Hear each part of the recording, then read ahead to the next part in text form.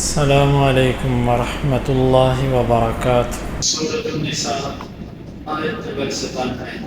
اعوذ باللہ السمیع العلیم من الشیطان الرجیم من حمزه ونفخه ونفثه ان الذين توفاهم الملائکة ظالمی انفسهم قالوا فیم کنتم۔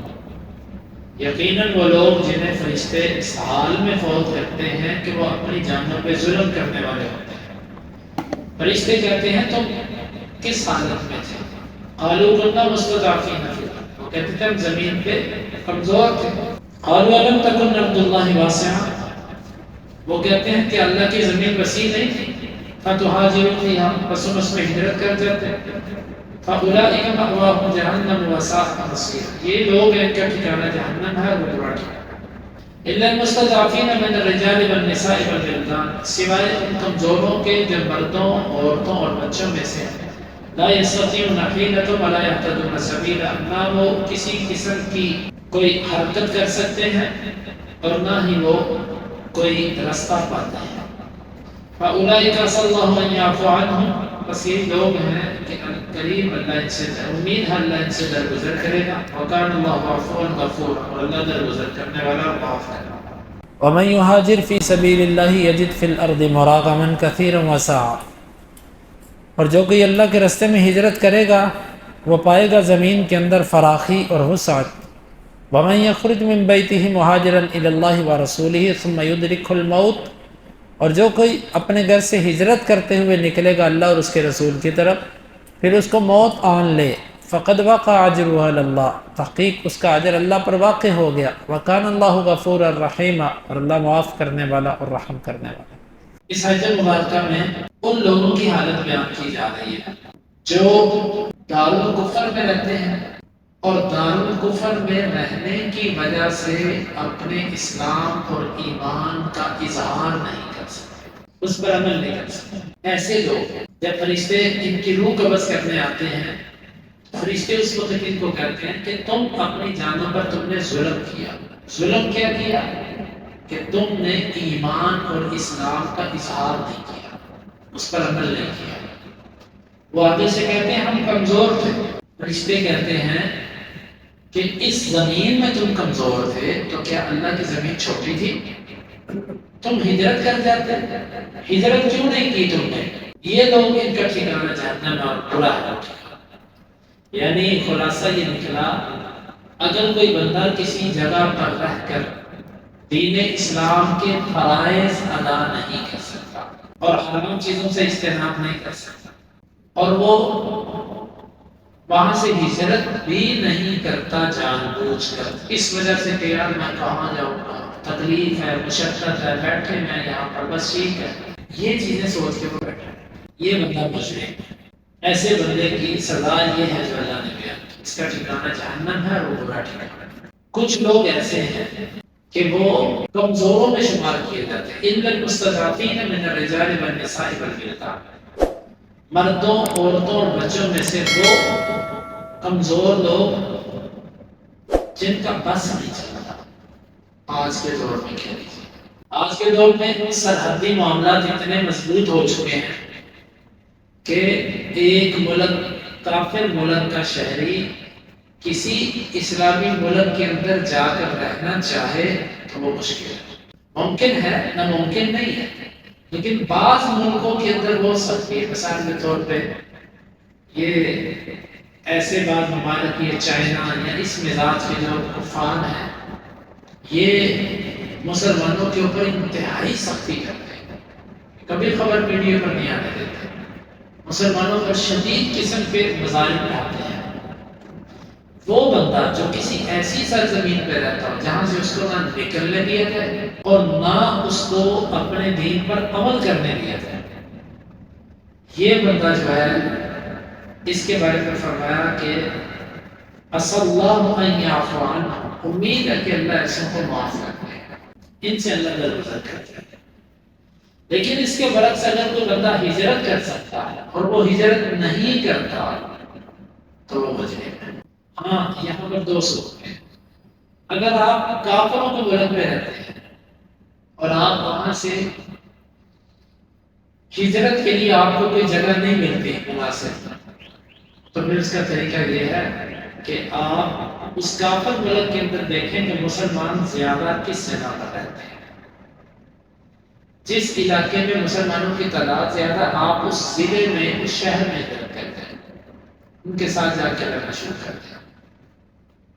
لیکن اگر کیفیت اس کے برعکس ہے کہ آپ اسلامی ملک چھوڑ کر کافروں کے ملک جاتے ہیں، وہاں کی شہریت لیتے ہیں، اس کی شہریت کے لینے کے لیے اس کے قانون کی جو دستاویز ہوتی ہیں اس کے اوپر آپ سائن کرتے ہیں، پورا رضامندی کا اظہار کرتے ہیں۔ وہ کہتا ہے میرے ملک کے قوانین کے ساتھ تم وفاداری کرو گے، وہ کہتا ہے جی بالکل کروں گا۔ وہ کہتا ہے تم ان کو تسلیم کرو گے، وہ کہتا ہے جی بالکل تسلیم کرتا ہوں۔ اور پھر اس میں یہ بھی لکھا ہوتا ہے کہ اگر اس ملک کا کسی سے جنگ ہوتی ہے، کوئی اختلاف ہوتا ہے، تو میں اس ملک کا وفادار رہوں گا، اس سے میں غداری نہیں کروں۔ یہ ساری باتیں لکھی ہوتی ہیں، لکھی ہوتی ہیں۔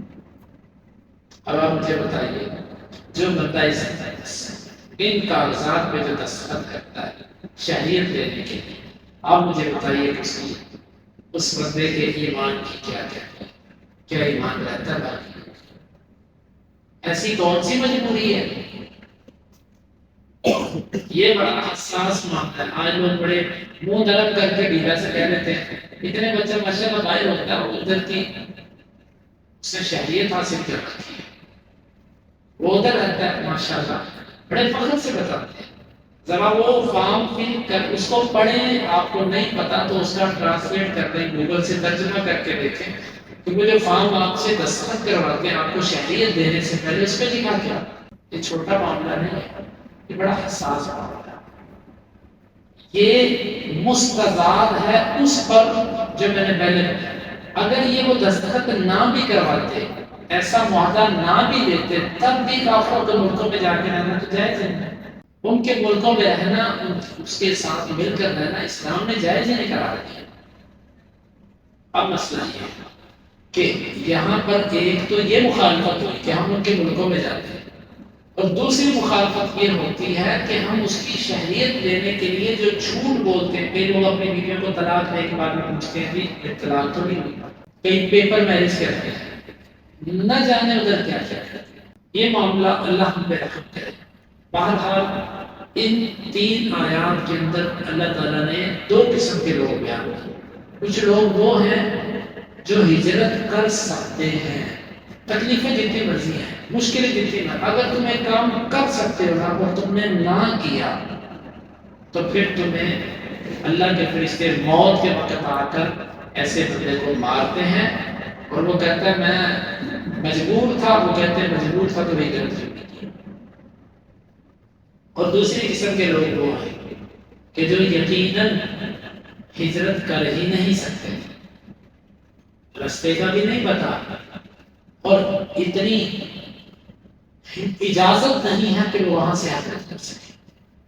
ایسا بندہ اگر چپکے سے دین پر عمل کرتا رہے، اس کا اظہار نام بھی کرے، جہاں تک ہو سکے دین پر عمل کرے، انشاءاللہ یہ بندہ اللہ تعالیٰ اس سے درگزر کرے گا۔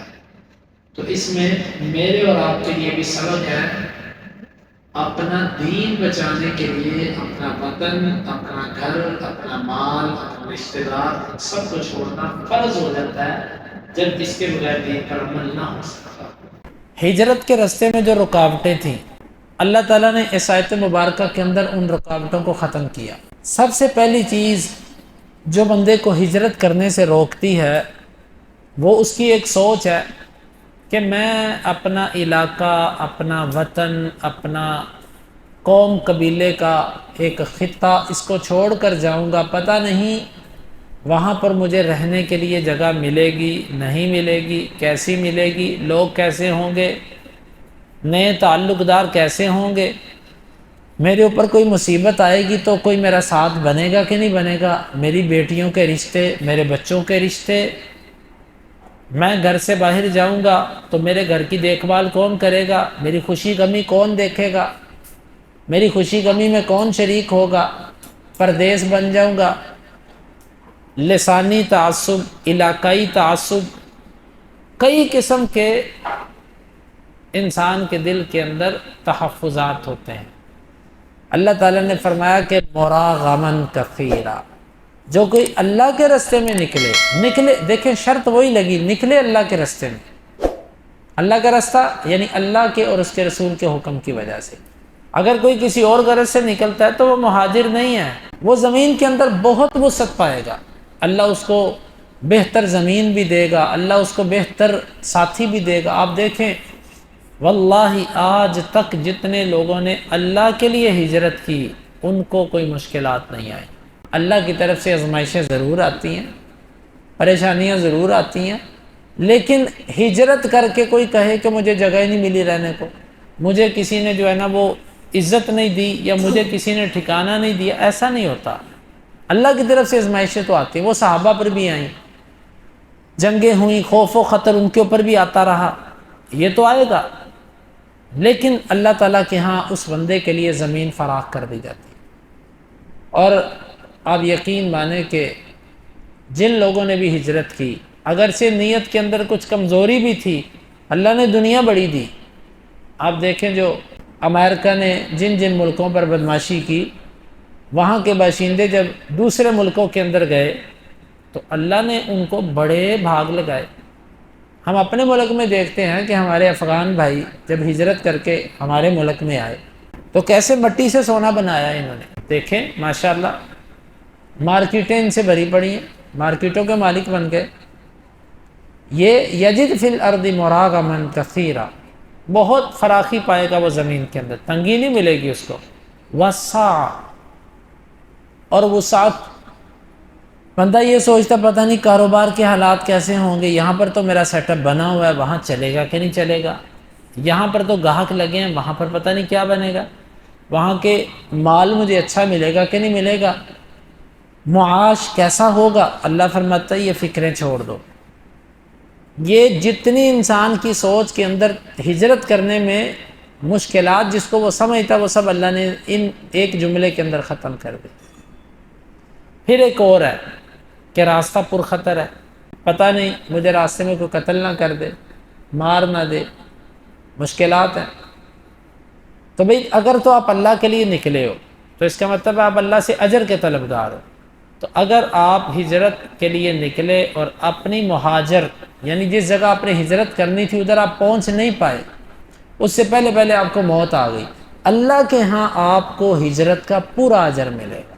اہل علم نے اس کے شان نزول کے بارے میں لکھا کہ ایک صحابی وہ نکلے حبشے کی طرف ہجرت کے لیے، راستے میں تھے کہ سانپ نے ان کو ڈس لیا، اس سے فوت ہو گئے۔ بعض لوگوں کے دلوں کے اندر یہ آیا کہ لو اس کی تو ہجرت ہی ضائع ہوگی بیچارے کی، گھر بھی نہ رہا، ہجرت بھی نہ پوری ہوئی، اجر بھی نہ ملا، گھر بھی گیا۔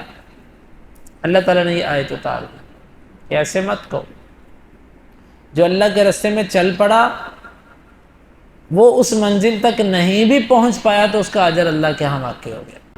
آپ وہ 100 بندوں کے قاتل کو دیکھ لیں، جب وہ توبہ کرنے کے لیے اس بستی کی طرف چل پڑا، ہجرت اس نے شروع کر دی، تو ابھی تھوڑا سفر طے ہوا تھا کہ اس کو موت آ گئی۔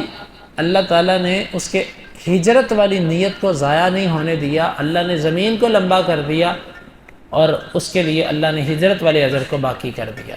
تو یہ اللہ تعالیٰ کا اصول ہے یہ کہ جو بندہ بھی اس کے راستے میں نکلتا ہے، ہجرت کی نیت سے نکلتا ہے، اللہ اس کے اجر کو ضائع نہیں ہونے دیتا۔ فقد وقع اجرہ علی اللہ، تحقیق اس کا اجر اللہ کے ہاں واقع ہو گیا۔ وکان اللہ غفور الرحیم، اور اللہ معاف کرنے والا اور رحم کرنے والا، جو کوئی کمی کوتاہی غلطی اللہ اس کو معاف کرے گا۔ اللہ تعالیٰ سے دعا ہے اللہ تعالیٰ سمجھنے کی اور عمل کی توفیق عطا فرمائے۔